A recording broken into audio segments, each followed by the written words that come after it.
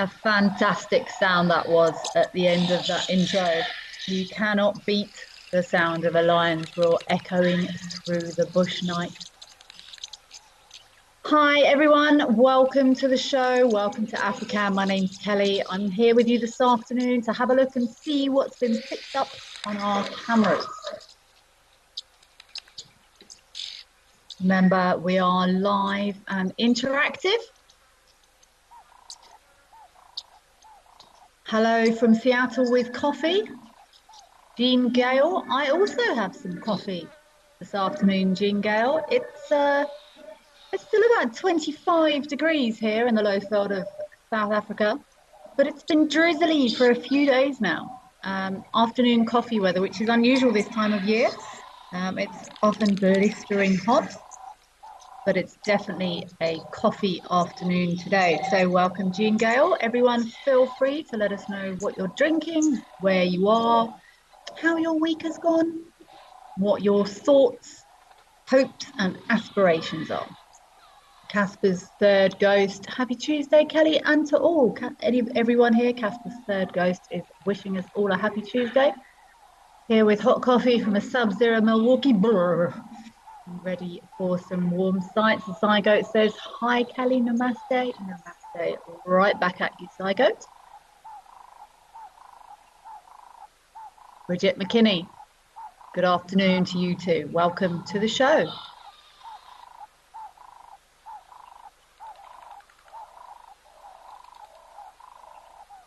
We've got a little group of giraffes here with some very loud birds. I must say that the microphones on these cameras really are quite spectacular. Oh, number 4 coming into view.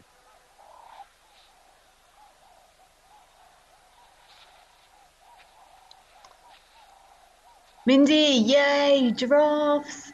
I'm glad you're enjoying them. Giraffes are normally a favourite here, everyone's favourite. I've actually got some giraffes in the estate I'm staying in, which are stunning. There's a big male who often stands, there's a big marula on the entry road. And he often stands under this big marula tree. And they're really big when you have to drive past them quite close. He's normally very polite and will scoot over a little bit if you gently ask him to. Everyone loves a giraffe. Karu, hi Kelly, I've got milk. Excellent choice. April Al, good morning everyone from a frigid Connecticut. Brr. That sounds chilly, I know. It's also very chilly in the UK at the moment. I've had many updates of very cold people. April Al, you've got nice warmberry muffins ready for the show. Excellent choice, April Al. Brad, good day from the Netherlands. You're ready with a tea and a cheese sandwich. What a great plan. I'm a big fan of cheese sandwich. You can't quite beat a nice crusty baguette with a nice slab of cheddar in there. Keep it simple. Well, welcome everyone. Thank you for joining us. You are welcome to send through any of your questions. I may not know the answer. What's given them a fright? I'm finding as time goes on, I seem to know less and less rather than more and more. Everything just sort of poses new questions to me these days. But that's why we all keep coming back, hey? You never know what you're going to see, what interesting questions you're going to come up with. I've got these funny things on the patio at the moment, and I've got no idea what they are. The best bet I can think of is snail poop. But the snails that are around are tiny, and the poops. Oh, sorry, giraffe. They always take so much time to drink. Yeah, the best I can come up with is it must be snail poop, but the poops seem very big in relation to the snails. So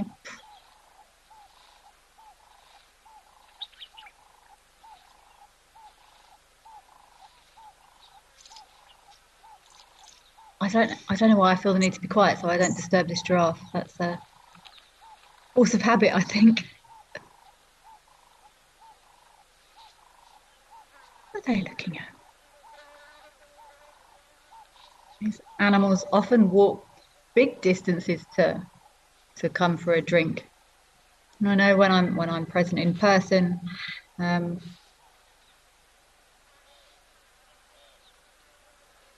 I almost instinctively instinctively be quiet. Um, they come big distances, and to disrupt them when they're coming for a drink isn't very fair.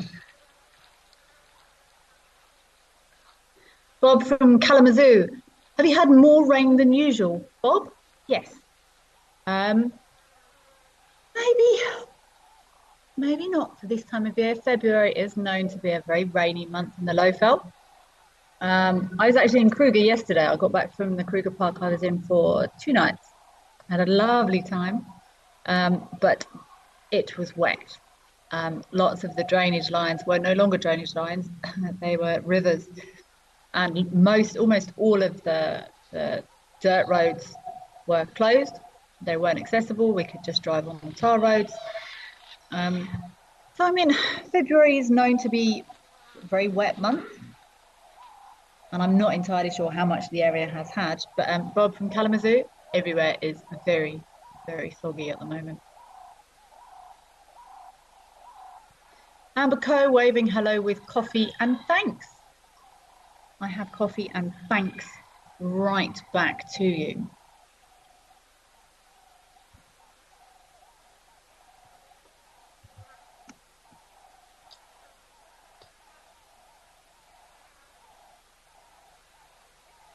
Okay, I think we might have one of my favorite animals to watch. Um, they can be a little bit cheeky, and sometimes there's lots of fruity baboons around at the moment. There is some baboon love in the air, but let's go over and see what's happening here. Oh, I love watching baboons. These baboons are in Wangi National Park. See this pan here looks quite dry. Oh, look at this. They're having a lovely grooming session.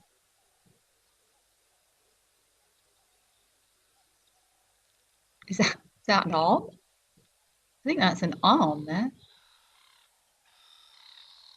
Yeah, it doesn't look like they've had too much rain up here. I know there wasn't a dry pan in sight in the Kruger recently. I know some of the big water holes were absolutely dry. But that is no longer the case, which is absolutely fantastic for the animals. But you can see even there's been water running down the side of the tar roads, and yeah, this looks much drier. I do enjoy watching these grooming sessions though.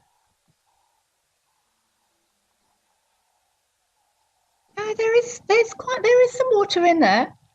But I think if this was one of the Kruger pans, it probably would have been up in the tree line by now with all the rain we've had. But yeah, there's something familiar about observing baboons.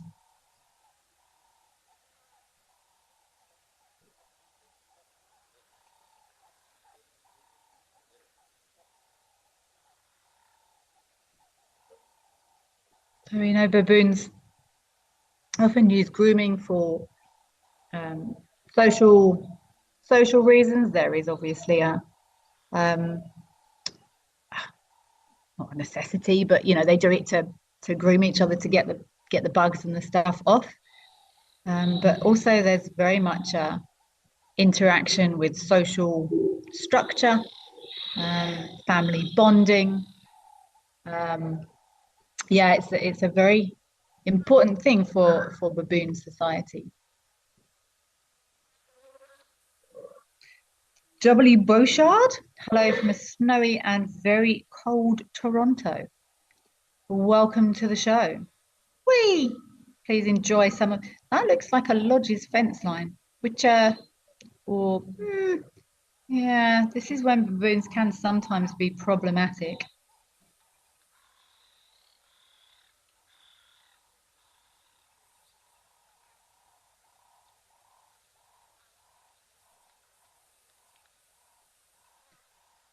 So yeah, this is when we do see problems of that human wildlife interaction.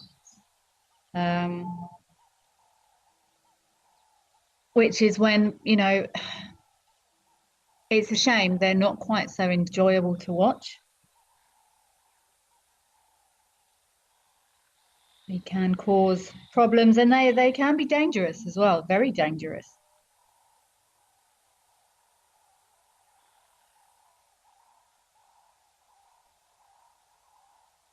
Okay, we've got some questions coming in. Jack DeBoer, olive baboons. And I was thinking, and then while I was thinking, Kari said olive baboons only live in Kenya, don't they? Jack DeBoer, without cheating and Googling, I think these are Chakma baboons. And Karu, I have seen olive baboons in Rwanda. So I think these are probably Chakma baboons. Olive baboons actually look very different. Wangi isn't actually too far from South Africa. It's a drive. I've been there. I've spent one night in Wangi, and I'm fairly sure these are Chakma baboons. I did see olive baboons in Rwanda, and they do look quite different actually. They're big. They're monstrously large baboons. They're almost like big and fluffy, and see the facial structure on these and the fur. I noticed the fur most. I think olive baboons are bigger, but if they're not, the fur makes them look bigger. So I'm going to guess, educated guess. I think these are like our baboons that I saw yesterday to me. An olive baboon. Jack de Boer, if you want to have a look online, if you look up olive baboons, they look like, firstly, they've just had their fur blow dried, and secondly, they look bigger to me. And Karu, I think they probably are in Kenya, but they're certainly not only in Kenya because I've seen them in Rwanda.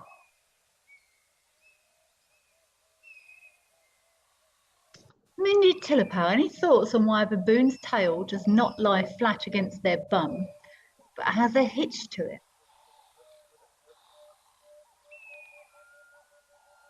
Oh, brilliant question.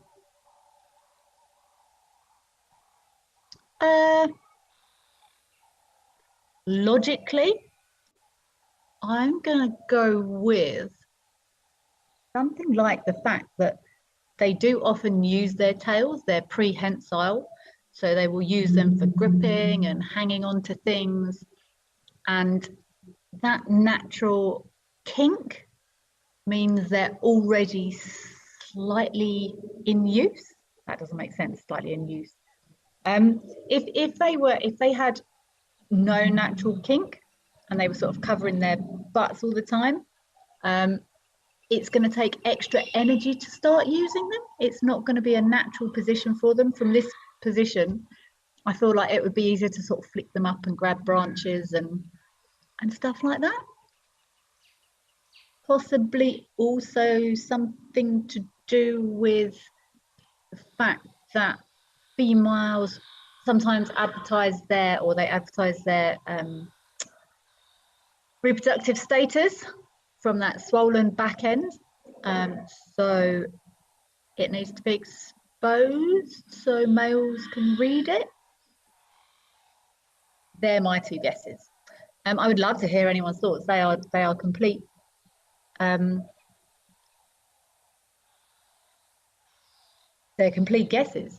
Baboons have I see baboons. I don't know if they sort of swing upside down by them, but they use them for balance and things like that. But Kirsten's got me thinking now. Are baboons' tails prehensile? Kirsten, I don't know. You've got me thinking now. I know they use them for balance when they're climbing, but whether or not they wouldn't like dangle from them. I don't know, Kirsten. Kirsten's saying no, they're not. I'm inclined to probably. I'm trying to think about watching baboons climbing. They use their tails. I know they'll use them for balance, but for gripping onto things, no, Kirsten, I think you're probably right. They use them for balance, so maybe that's another reason they sort of stick out a bit to help with balance. I've got no idea. I would love to hear Mindy. let's throw it back at you. What, Mindy, why do you think they're not flat against their bums? I don't know. I would love to hear your thoughts on it.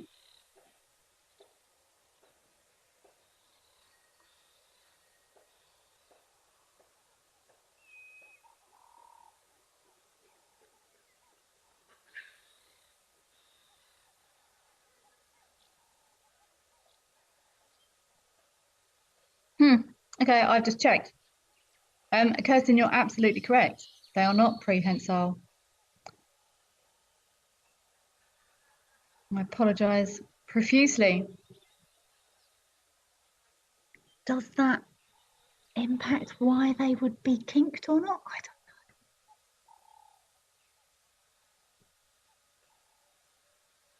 don't know. I would love to hear Mindy Tillapow's thought process of why they don't lie flat against their bum. This is a team effort, guys. Let's all hop in like that baboon hopped over. Yeah, they're on their way in.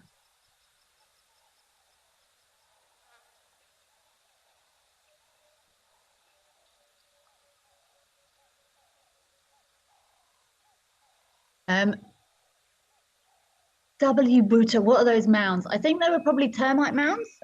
Sorry, I was deep in pondering the prehensility of baboons' tails. If there were the mounds in the distance, they're probably termite mounds. And Mindy's asking, do the baboons use tools to get ants and termites out like chimps do? Wow, Mindy, you're on fire today. I've never seen one do it. That doesn't mean they don't do it. I've never seen a baboon use a tool. I'm just trying to think, have I seen them using anything to crack? I've never seen a baboon use a tool. That doesn't mean they don't do it, Mindy. It wouldn't surprise me because they do have those opposable thumbs and it would be a shame not to use them.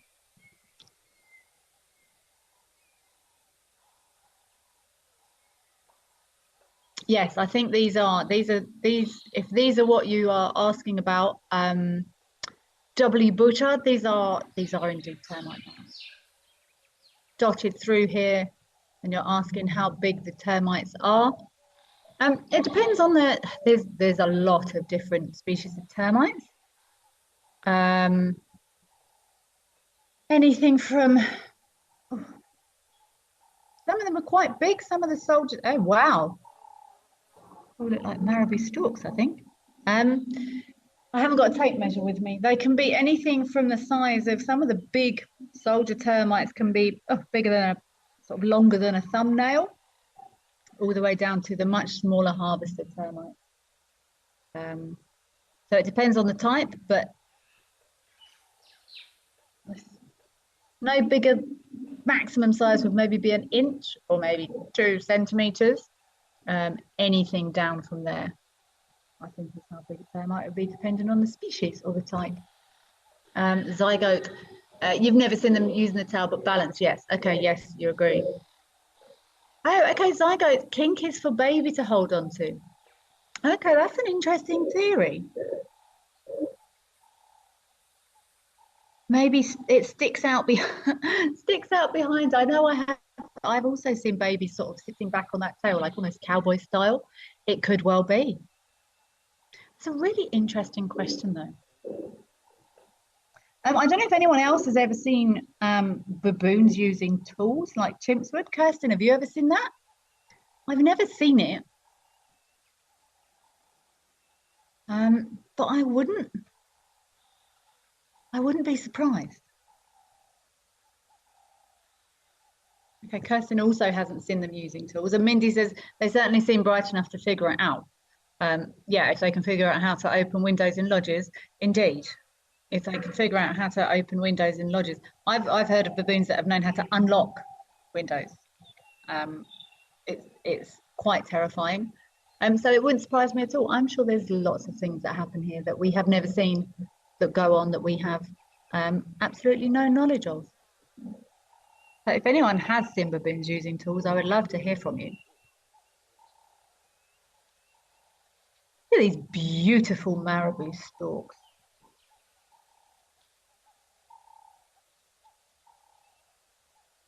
Beautiful is in the eye of the beholder, remember?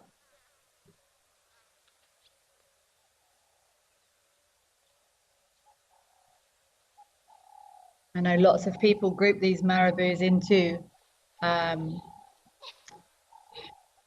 of the ugly five.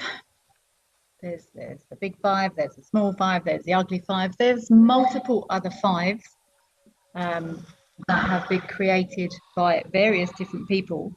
If anyone's ever heard of anything apart from the big five, the small five, the ugly five, there's a big five birds. I think there's a big five marine. If anyone has heard of any other fives, I'd love to hear what they are. But the ugly five, I don't like talking about the ugly five really, because it's in the eye of the beholder. Who are we to say these Marabous aren't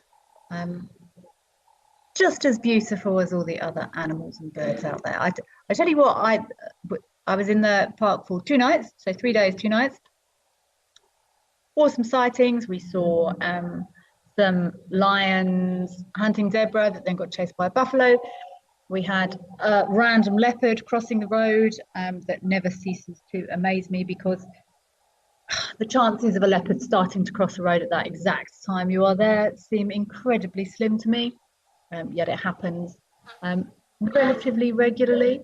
But my favourite sighting of the 3 days, and we did some serious hours in the car, it's actually a secretary bird. And it was the coolest thing. I haven't seen a secretary bird for a very long time, and these storks reminded me of seeing this secretary bird. I think secretary birds might be slightly more elegant. And this secretary bird was chasing something through the grass. I don't know if it was a snake or what it was, but it was hilarious. I actually managed to get some pictures of it. And the secretary bird was like running with those funny long legs with its wings out, and I'm actually sort of doing an impression of it now. I hope no one's watching me. It was running along with those long legs, opening its wings and sort of taking off for a meter and a half off the ground, and then coming back down and then run. It was a very, very cool sighting. I've never seen that before. I've probably seen secretary birds 5, 8 times, but often they fly away. But this one was really having a blast chasing something around there in the grass.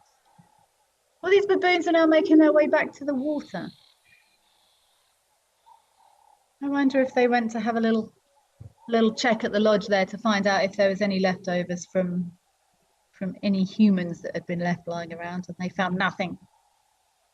So they're continuing back to where they should be.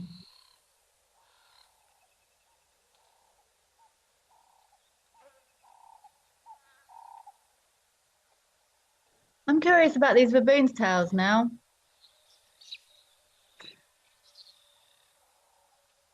I know some breeds of dog have different tail carriages. Some breeds of dog, their tails automatically sort of they're carried high in a sort of loop over their backs. Some other dog breeds, their tails are naturally tucked, some sort of mid-range, and obviously that's humans that have sort of bred that to them for whatever reason. But I'm going to do some reading. I'm actually going to write it down because my memory's terrible. I'm going to do some reading around theories on why baboons' tails fit like that. I'm going to write it down. Baboons' tails, why? And I'm going to do some research, and I will definitely come back and we'll see if we've got any other theories between us. Karu, Marabou storks are so ugly they're cute, right? I mean, they're created exactly as they were supposed to be. And April Owl also agrees. They're beautiful storks. They're big. They're really tall. I don't think how tall they would stand. I was talking to someone about shoe bells the other day and how tall shoe bells are. And I don't think Marabou storks are particularly different to a shoebill. How tall is a Marabou stork?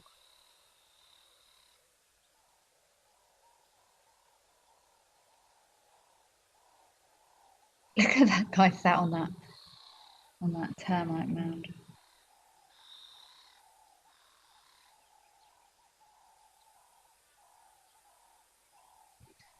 Okay, I'm not going to lie. I did check. Marabou storks can stand a meter and a half, and I'm sure that's sort of top to toe. That's nearly the size of me. Yeah, it's almost the same height as me. Which, while it's not gigantic, it's a human-sized bird.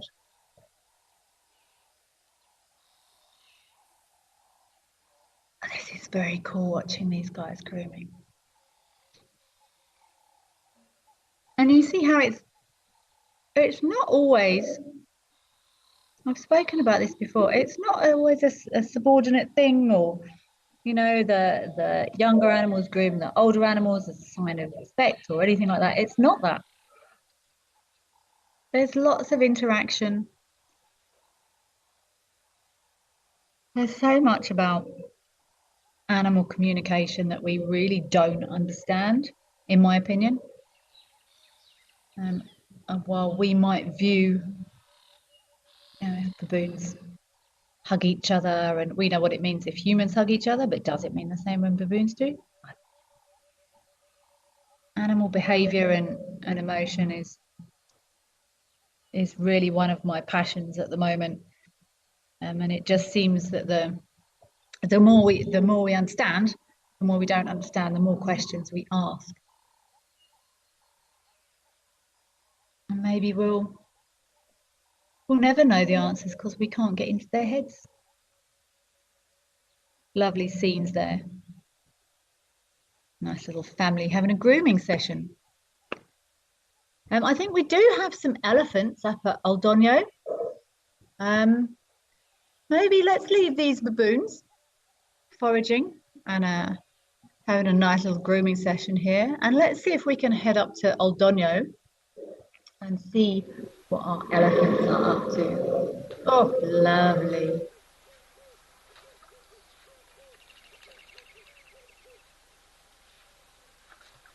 We did see some nice big elephant bulls in the Kruger. We did divert once for an elephant bull. Had a choice of going in 3 different directions, and I picked one. And we were you never know what's around the corner. And we drove around the corner, and there was a huge bull elephant. He was walking in the opposite direction. I watched him for probably, I don't know, 2 minutes, and he was very happy in the middle of the road. And I turned around and went the other way. That it wasn't that far, but the ground was so wet. And when you weigh 4 tons, 5 tons, 6 tons, whatever he was, you're going to sink into that mud. And I'm fairly sure, if I had slowly driven behind him, he may have given me the road. But what right have I got to ask him to do that? So I turned, went the other direction.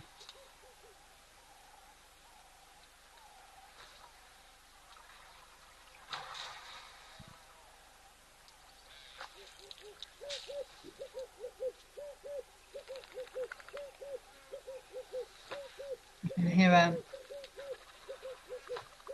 red-eyed dove, I think, calling on the mic there. The microphones are brilliant. The red-eyed dove. I am the red-eyed dove. This very much sounds like a red-eyed dove. I'm not sure if you get red-eyed doves in Alono, but if you do, that's what it was. Hey!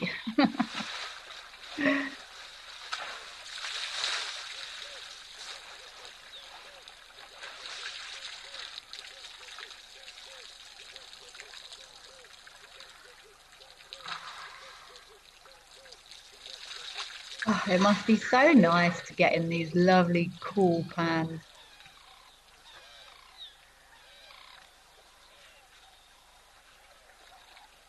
And he's got quite like cartilage around the edge of his ears there. He's quite thin. Wait. See, he's got a rip in this ear. I'm not sure. I'm sure people that watch these cameras, Kirsten, I'm sure you get to recognize some of these bulls that visit. Well, some of these animals, that's a very distinctive rip in that. Well, he's right, our left ear there. Oh, don't waste it.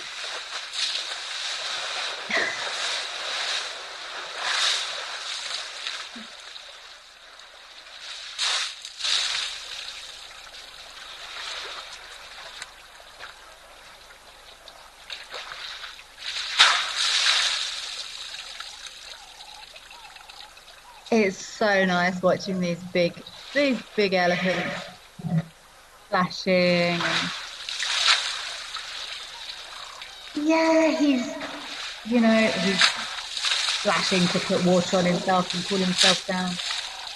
But kicking around like that, they're possibly not the most effective way of keeping themselves cool and wetting themselves.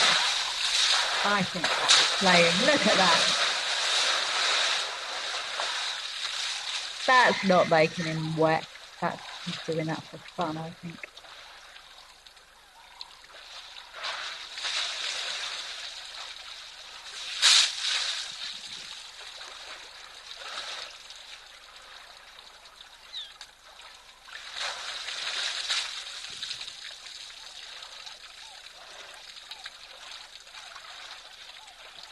I don't even want to talk over this. The sounds are amazing on these cameras. You can hear the water hitting him and then falling back down again.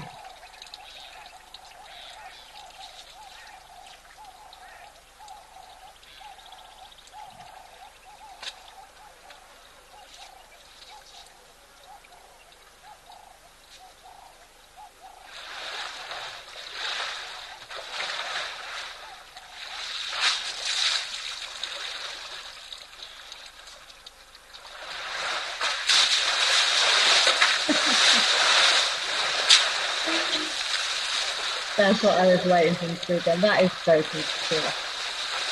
Bridget McKinney. Bridget McKinney's asking why is the water looking green if it's pumped? Just because it's pumped, it can still sit there for a while. And it's just algae that will develop quite quickly in the water.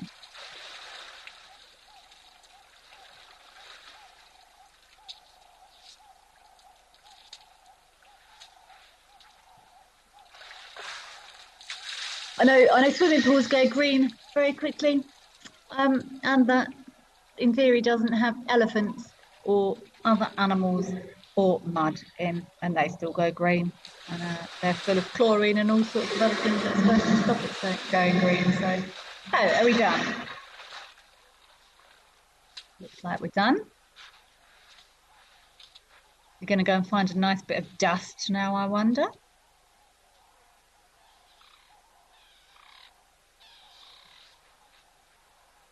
What they will sometimes do. Sometimes they've got specific dust spots, or sometimes they will just kick the ground that's sort of like underneath them and just turn it into dust. But you often find at these pans where there's regularly elephants, there's almost a rotation. They go into the water and then they walk along to the next spot, and there's a nice little bit of dust. Or sometimes they go water first, and then they move along to a special mud spot, and then they will splash some mud on, and then they walk along to the third spot, like a car wash, except bigger and with elephants. So instead of a wash, a wax, and a dry, it's a water, a mud, and a dust.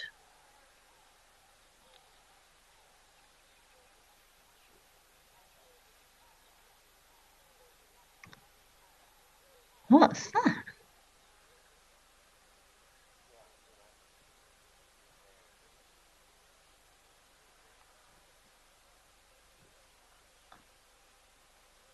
Good. This is a really good way to find big eagles when we're in the park looking at these dead trees. often you pick up the silhouettes, but I think we've got another elephant across at Oliphants. The clue is in the name, and I would like to go and have a look at Oliphants because that's where I was yesterday.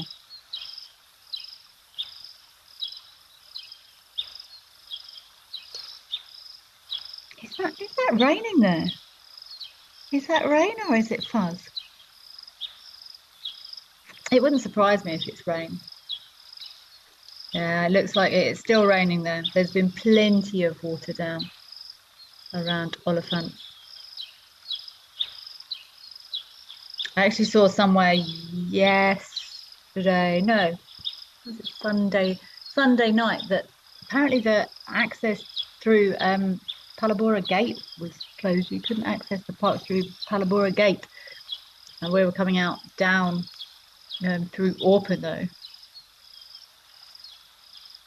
But it actually surprises me a lot of the time just how much you do still see, even when it's raining. But this elephant looks like it's having a good dig around in that tree there. Digging around in the, oh no, it's something underneath the tree. Is that maybe a fig? I can't quite tell what tree that is, but it looks like he's picking something up off the ground there.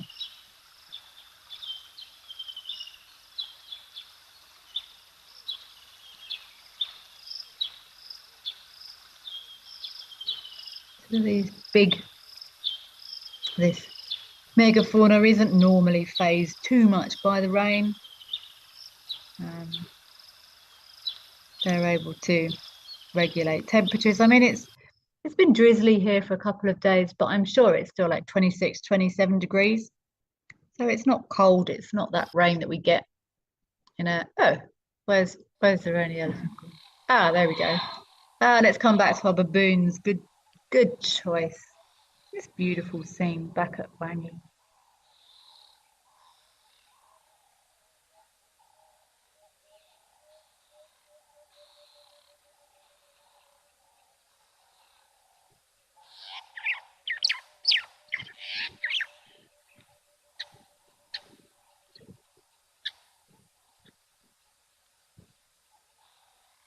I do not recognise that bird call.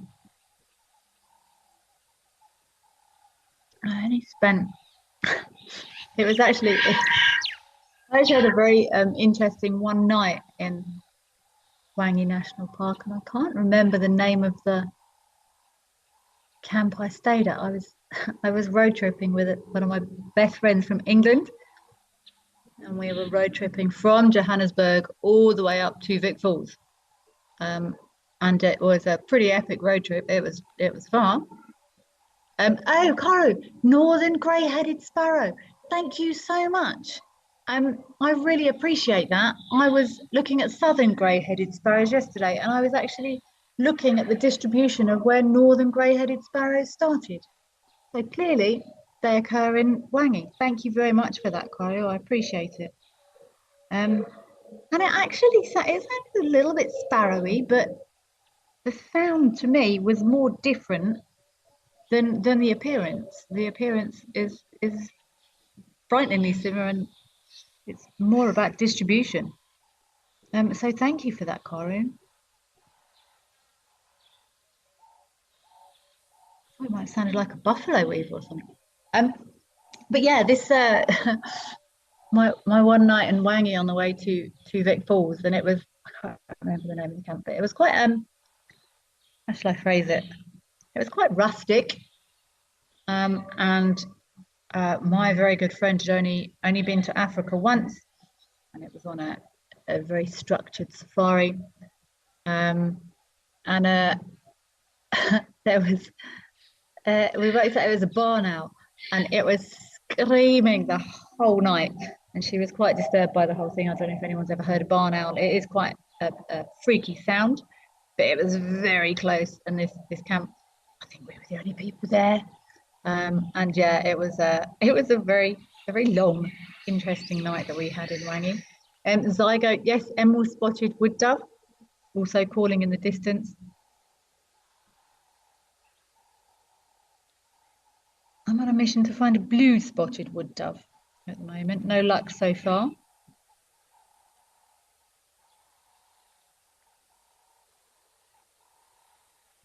I've only actually been keeping a bird list for the last few years. Okay, that does sound sparrowish, but I don't think I would have picked it as a sparrow, which is interesting. They look so similar, but sound fairly different. I almost thought it sounded like a buffalo weaver or something. I think that would be great, Kirsten. I think let's go and have a look at.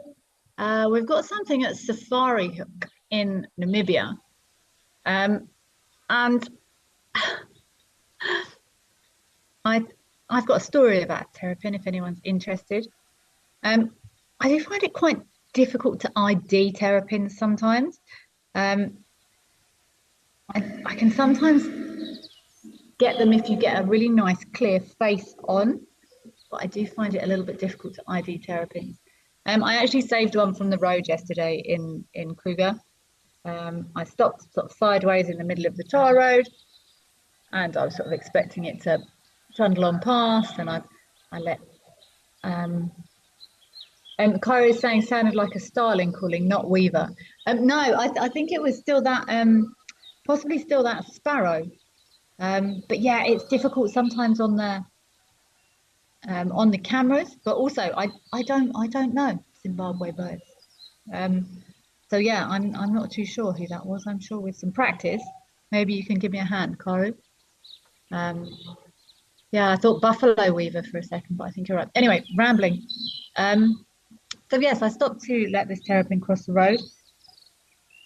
And I slowed a couple of cars down, and they sort of picked their way past the terrapin, and after sort of 2.5 minutes, he was still just sitting in the middle of the road. And I'm gonna be completely honest, I got out of the car in the Kruger, and I helped the terrapin across the road, and I have no qualms with doing that. And if anyone doesn't agree with that, then that's fine. I obviously made sure it was safe, checked all around to make sure, but I'd already seen 2 dead terrapins on the roads in the park, which is not cool.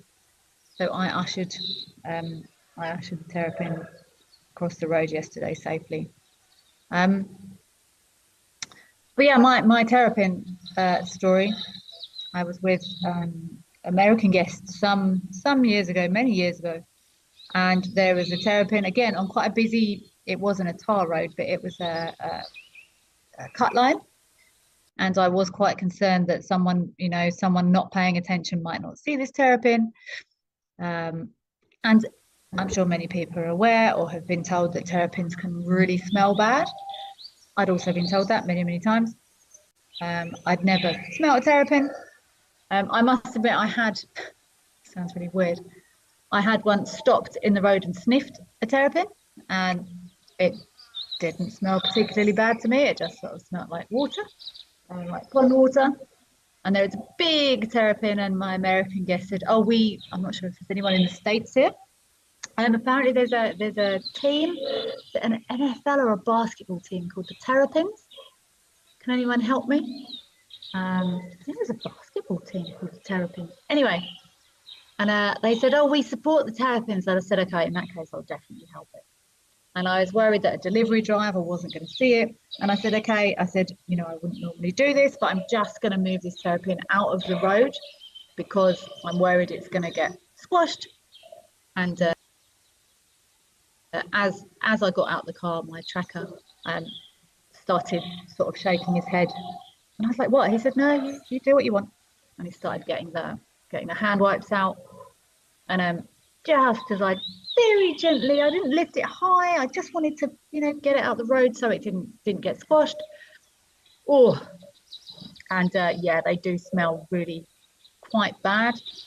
I've never smelled a skunk, but I would imagine it's along those sort of lines.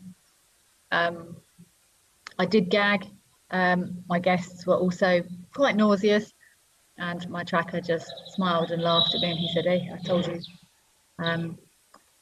But I didn't listen. I had to learn the hard way. So if anyone does ever have the opportunity and does not believe that terrapins do stink, I can 100% confirm that they really do smell quite bad. But this lovely terrapin here on this log, I'm sure he doesn't or she doesn't sitting here minding their own business. Lovely to be able to watch this totally undisturbed through these fabulous cameras that we've got access to here. Well, thank you so much for joining me this afternoon and all these fabulous cameras. This Terapin is very happy here. Hey, look at those little claws. But thank you for joining us. We hope to see you again soon. Thank you so much, Kirsten, for all the fabulous images you've shared with us. Thank you all for your questions and your comments. And I'm going to go and research baboons' tails and why they have a kink in. But have a great afternoon, and I hope to talk to you all again soon. Take care. Bye.